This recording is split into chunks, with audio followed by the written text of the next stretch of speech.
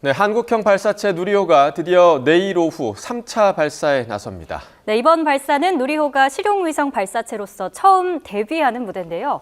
누리호 3차 발사의 의미부터 향후 우주개발 계획에 대해 오늘 오태석 과학기술정보통신부 1차관과 함께 이야기 나눠보겠습니다. 어서 오세요. 안녕하세요. 어서 오십시오. 자, 오늘 저희 방송 끝나고 현장에 내려가시는 건가요? 네, 그렇습니다. 네. 자, 이제 누리호 발사 하루 남았습니다. 누리호 현재 지금 어떤 상황인가요? 네, 지금 약간 긴장되면서도 차분하게 사전에 정해진 절차대로 발사 준비를 좀 하고 있습니다. 예. 오늘 아침 7시 20분에 발사동에서 그 누리호를 발사대로 이송을 했고 11시 30분에 기립 작업과 고정 작업을 다 끝냈습니다. 예. 조금 전에 말씀 주신 것처럼 오후에는 엄블리컨, 즉 퇴출이라고 하는 것을 3시부터 연결을 해서 나머지 기기 점검하는 작업들이 예정되어 있습니다. 아마 7시 이전에는 완료될 것으로 생각합니다. 예. 네, 오전에까지 기립 고정이 완료가 됐고 또 탯줄로 불리는 즉 엄빌리칼 연결 작업이 앞두고 있다. 네. 이렇게 보이고요. 누리호 앞서서 2021년에 처음 발사가 됐고 지난해 6월에 2차 발사가 진행됐었죠. 3차 발사는 2차 발사와 어떤 차이점이 있습니까? 이제 큰 차이점은 1차, 2차는 발사체의 성능을 검증하는 데 중점을 뒀다면 이제 3차부터는 이제 실제적인 목적을 테스트하는 이제 그 미션이 되겠습니다. 예. 실제 위성을 정해진 궤도에 올리는 발사 서비스를 시작하는 그게 되겠습니다. 그래서 모든 발사의 고도라든지 속도라든지 이런 부분들이 실제 올리는 그 위성에 맞춰서 조정을 하게 됩니다. 그래서 이번 고도도 지난 두 번 발사에서는 700km를 목표로 했는데 이번에는 550km를 좀 낮춰서 했고 시간도 6시 24분으로 딱 특정되어 있습니다. 네. 왜냐하면 차세대 초소형 위성이 그 시간에 올려야만이 태양 동기 궤도라고 하는 즉 여명 황혼 궤도라고 해서 계속 태양빛을 받을 수 있는 궤도에 올릴 수 있는 시간이 그 시간이기 때문에 그렇고 만약에 그 시간에서 30분 정도 오차를 벗어나면 발사를 못하고 다음 날 해야 되는 이렇게 좀 어려운 미션이 있습니다. 네. 지난 그 2차 발사 때는 기억을 해보면 센서 문제 때문에 며칠 좀 유예가 됐었다가 그렇습니다. 다시 네. 이제 발사를 시도했던 것으로 보이는데 이번에는 좀 예정대로 좀 했으면 좋겠고 자, 이번 누리호 3차 발사의 성공 여부 어떤 기준으로 좀 판단해 볼 수 있을까요? 네, 아무래도 이제 발사체가 1단, 그다음에 페어링 2단 분리는 당연히 정상적으로 돼야 되고 정해진 고도에 정해진 속도, 초속 7.5km의 속도가 나야 되는 건 당연한 기본 조건이고 거기에서 정해져 있는 탑재 위성이 8개가 됩니다. 예. 초소형 위성 큰 거 180kg짜리 하나, 그다음에 10kg짜리 미만의 아주 나노 위성이라고 하는 위성을 7개를 가지고 가는데 예. 이것들을 정확하게 정해진 고도에 사출하는 건데 이게 굉장히 새로운 기술적으로 난이도가 있는 미션입니다. 약 발사 후 13분 후부터 20초 간격으로 정확하게 8개를 사출해야 되는 건데 그게 정확하게 된다고 하면 이게 첫 번째의 발사체 성공을 가늠할 수 있는 여부가 그게 되고 그리고 이제 그 다음에는 이제 개별 위성의 이제 성공 여부인데요. 그건 그 다음 날 실제로 이제 전원이라든지 여러 가지 데이터를 보고 실제 위성이 작동하는지를 판단해봐야 되는 게 되겠습니다. 예. 네. 목표 궤도 내에 그러니까 탑재 위성 8기를 모두 사출하는 기준이 성공 여부가 되겠습니다. 누리호 3차 발사 성공 가능성 어떻게 보십니까? 일단 현재 우리 연구진 관계자들이 3차 발사 성공을 위해서 최선을 다하고 있고 꼭 성공하기를 기원하고 있습니다. 그러나 이제 해외 우주 발사체 사례에서도 우리가 봤던 것처럼 앞에 성공했다고 해서 그 다음 성공이 보장되는 건 아닙니다. 이번 누리호도 37만 개 부품으로 이루어져 있습니다. 예. 그렇기 때문에 그동안에 이제 조립 과정에서 많은 테스트를 했지만 지난번에 2차 발사 때에서 예상치도 않은 센서 이상이 있었던 것처럼 어떤 상황이 나올지는 모릅니다만 아무튼 최선을 다해서 준비를 하고 있고 또 이번 3차 발사는 아까 말씀드린 것처럼 위성에 맞춰서 고도라든지 또 그런 거에 따라 추진자라든지 이런 것들이 기술적으로 좀 바뀌었습니다. 예. 그래서 그런 부분들을 잘 이렇게 제어를 해야 되는 문제가 있어서 상당히 좀 어렵지만 아무튼 성공할 수 있도록 최선을 다하겠습니다. 아마 차관님 마음으로는 100% 가능성을 좀 기원하실 그렇습니다. 것 같고 이 누리호가 총 6차례 지금 발사가 예정이 돼 있는 거잖아요. 네. 이번이 이제 3차 발사고 네. 나머지 3번이 또 남아 있는데 이렇게 반복해서 발사를 하는 이유는 좀 어디에 있을까요? 일단 발사체의 중요한 목적은 아까 발사 이제 서비스 위성들을 갖다가 올리는 게 이제 주안점을 두고 있습니다. 그렇다고 하면 그 발사체가 신뢰도를 가져야 됩니다. 몇 번을 쏘더라도 실패하지 않고 올릴 수 있다는 믿음을 줘야 그 값비싼 위성들을 그런 발사를 위탁을 하게 되는 이런 게 예. 되고, 그래서 그런 게 필요한 신뢰성과 안전성을 확보하기 위해서는 몇 차례 반복 발사가 필요합니다. 이제 그런 측면에서 반복 발사를 저희가 하고 있는 거고, 그리고 이번에는 그동안 1차, 2차는 공공 부분 위주로 발사체 제작과 운영이 이루어졌다고 하면 예.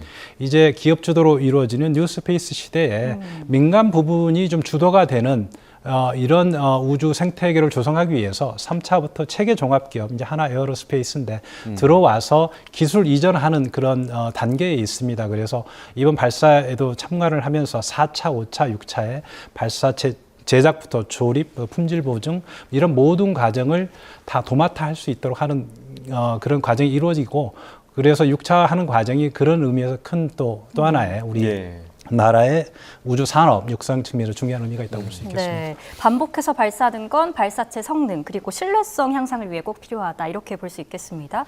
말씀해 주셨지만 이 체계 종합 기업이 발사 과정에 참여하는 게 첫 번째라고 해요. 네, 그렇습니다. 이게 어떤 의미입니까? 그동안은 이제 항공우주연구원이 실제 이제 발사체 설계를 하고 실제 조립을 하기 위해서 이제 여러 가지 재료들, 부품들을 이제 발주를 하고 이런 예. 일련의 과정들을 다 거기에서 관리를 하고 조립이 되고, 그러면 이제 발사를 실제 운영하는 발사 서비스까지도 주관이 됐는데, 이런 것들을 아까 말씀드린 것처럼 체계 종합 기업이 다 할 수 있도록, 온전하게 할 수 있도록 기술을 이전하는 그런 과정이라고 볼 수 있습니다. 예. 그래서 체계 종합 기업이 현재는 이번에는 모든 과정에 참관하는 정도로 3차에는 참여를 하고, 예. 4차부터는 발사 제작부터 조금씩 참여 범위를 넓혀서 5차, 6차에서는 온전하게 체계 종합 기업 주도로 이 모든 과정이 이루어지도록 할 예정입니다. 네, 그러니까 기업의 참여 비율을 지금 점점 더 높이고 그렇습니다. 있는 그런 과정이군요. 자, 이번 3차 발사가 성공을 하게 된다면 국내 이제 우주 개발에서 이 발사가 좀 어떤 의미를 갖게 될까요? 지난 2차 발사 성공으로 이제 실질적으로 세계 우주에서 7대 우주 이제 선진국으로 발돋움했다 이렇게 말씀을 드렸는데, 3차를 확실하게 성공함으로써 정말 우리가 자주적인 우주 수송 능력을 갖췄다라고 하는 것을 대내적으로 좀 다시 확인시키는 계기가 될 겁니다. 우리 땅에서 우리가 만든 발사체로 또 우리 위성을 우리가 원하는 시기에 발사할 수 있다고 하는 것은 굉장히 여러 가지 측면에서 의미가 사실은 있습니다. 얼마 전에 이번에 이제 싣고 가는 위성 중에 도요셋이라고 도요셋 4기가 있습니다. 예. 이게 원래는 러시아의 소유주 발사체를 이용하기로 돼 있는데 우크라이나와 러시아 전쟁으로 인해서 그게 발사를 못했습니다. 그래서 상당히 늦어졌고 발사체를 구하다가 이번에 이제 누리호에 탑재가 됐는데, 그런 네. 것처럼 우리가 계획했던 것들이 다른 나라 발사체에 의존하다 보면 예기치 않게 그런 발사 시기나 이런 부분들이 많이 지연되기도 합니다. 네. 이제 그런 측면에서 우리가 자주적인 능력을 갖췄다라고 하는 측면, 그 다음에 누리호의 또 기술적인 아까 말씀드린 것처럼 신뢰성, 또 실용성 발사 능력까지 확보했음을 증명하게 될 것입니다. 네, 그러니까 우리 힘으로 자주적인 우주 수송 능력을 갖는 데 의미가 있다. 이렇게 말씀해 주셨습니다. 앞으로 국내 우주 계획 전반에 대해서도 궁금합니다. 앞으로 오늘 이제 누리호 3차 발사가 끝나면 앞으로 이제 추가적으로 3회 발사가 예정되어 있습니다. 예. 2025년, 2026년, 27년까지 발사가 예정되어 있고, 현재 차세대 발사체, 누리호와는 다른 차세대 발사체를 제작을 착수했습니다. 예. 차세대 발사체는 지금 누리호보다는 굉장히 성능이 보강된 발사체고요. 크게 지금 우리가 2032년에 달 탐사선을 보내려고 하는데, 지금 누리호 가지고는 달까지 보낼 수 있는 무게가 100kg에 불과합니다. 예.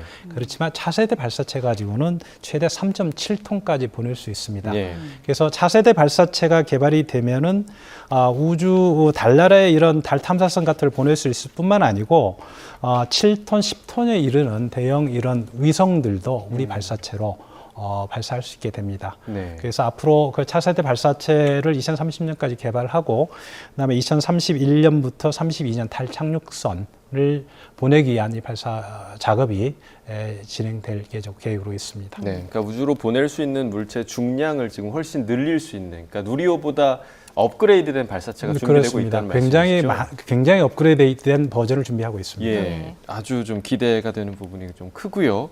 지금 뭐 사실 우리나라뿐 아니라 전 세계적으로 우주 산업 전반에 대한 발전이 계속해서 이루어지고 있고 뭐 우주 전쟁이다 뭐 이런 표현도 좀 쓰기도 하는데 앞으로 정부의 우주 산업 육성 방안이 좀 어떻게 될까요? 네, 우리 여러 기회를 통해서 우리나라가 이제 우주 경제 선도국의 종합기업을 참여시키는 것부터 해서 뉴스페이스 시대로 가기 위한 그런 준비 작업들을 하고 있고 그런 과정에서 이런 새로운 스타트업들이 많이 좀 출연을 해야 되고 또 관련해서 많은 기술 능력을 쌓아가야 되는데 이미 소형 발사체 분야에서는 이너스페이스라든지 페리즈라든지 이런 또 발사체 기업도 지금 나와서 발사들을 했거나 좀 준비하고 있습니다. 예. 앞으로 국내 우주 산업 클러스터도 좀 육성을 하고 있는데 그걸 통해서 발사체나 위성 또는 연구개발 능력을 대폭적으로 확대를 좀 할 예정이고 이번에 지금 위성 8개가 올라가는데 특징한 좀 주목할 만한 게 거기에 사용되는 부품이 다 국산화된 부품입니다. 예. 국산화된 부품들을 우주 환경에서 실제로 시험해봐야 신뢰성을 얻을 수 있습니다. 우주 환경에서 사용해본 그걸 우주 헤리티지라고 하는데 이번 누리호 발사를 통해서 앞으로 반복 발사를 통해서 우리 그 기업들이 그 우주 헤리티지를 얻음으로 인해서 앞으로 그걸 기회로 해서 앞으로 세계 다른 나라에 위성을 수출할 때 많은 도움이 될 수 있고 이런 것들이 다 된다고 가면 좀 지금보다는 확장된 그리고 좀 커진 우주 생태계가 조성될 수 있을 거라고 생각합니다. 네. 이제 내일 누리호 발사하는 데 있어서 이제 마지막 관건이 날씨가 아닐까 좀 생각이 되는데 날씨 아직까지는 좀 괜찮은 것 같죠? 지금 바람도 좀 지금 초속 1m에서 2m 정도로 잔잔합니다. 네. 그리고 내일도 약간 구름은 끼지만 비는 오지 않을 거라고 생각하고 제일 중요하게 생각하는 게 이제 상층부의 구름 위에 이제 그 낙뢰 여부가 네네네. 제일 중요합니다. 사실 예. 비가 와도 상관이 없는데 그래서 내일 이제 공군의 도움을 받아서 공군이 직접 비행기를 몰고 가서 위에 육안으로 관찰을 해서 이제 그런 부분이 문제가 없는지를 살펴볼 건데 현재로서는 큰 문제는 없이 정해진 절차에 따라서 발사를 할 수 있을 것 같고 또 그렇게 소망하고 있습니다. 네. 네. 우리 기술로 만든 누리호 3차 발사 내일 꼭 정해진 계획대로 좀 성공을 해서 저희가 좋은 소식 계속해서 전해드리면 좋을 것 같습니다. 네. 네, 오태석 과학기술정보통신부 1차관과 이야기 나눠봤습니다. 고맙습니다. 네, 고맙습니다.